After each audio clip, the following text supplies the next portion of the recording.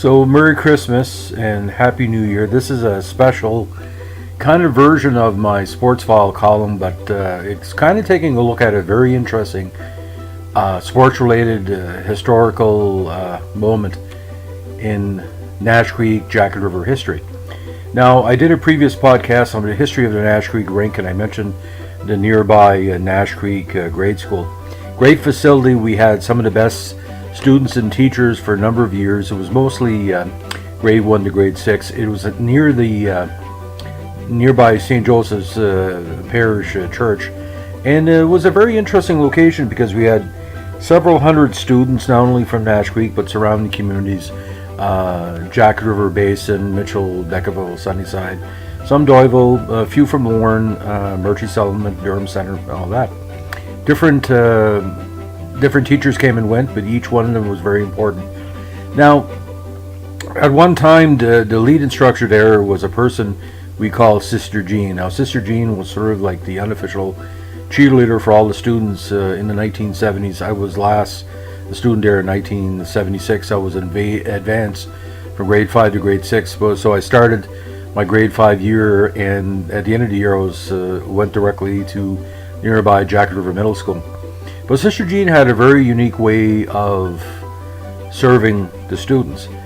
It was the only school I remember that had a full-service convenience store. And what was amazing there, and if you were a kid growing up in the 70s, two things you loved: comic books and sports cards. Now, they didn't sell comic books in the convenience store within the school, which was near the cafeteria. They sold baseball and hockey cards. And I'm not talking cheap cards, I'm talking the original Topps and OPG cards we love so much. So the kids at the school, their first rookie cards of Ken Dryden, Guy Lafleur, all the great Blue Jay players of the 70s, all the great Toronto Maple Leafs players of the 70s.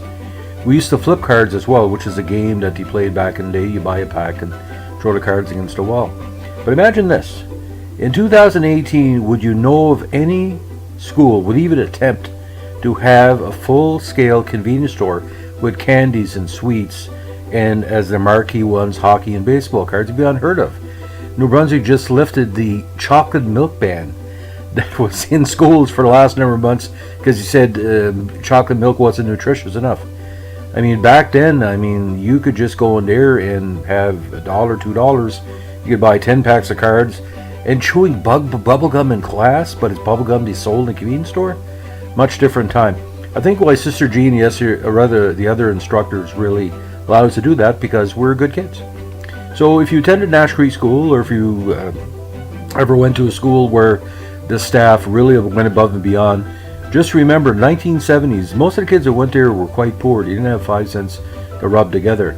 But when we went in there, they felt like $1 million because they were treated with respect. And it shows all the graduates of the Nash Creek School that went on to middle school or high school success owe that development, that foundation of respect to the Nash Creek School concept. So whoever you're with this week, family, friends, loved ones, overseas, across Canada, North America, just remember everybody has a hometown school they look back with fondness with.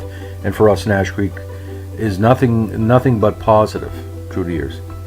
So on this December 24th, I'll say again, Happy Christmas, Happy Hanukkah, Happy Christmas, enjoy Festivus, Kwanzaa, everything else, whatever holiday you want to serve.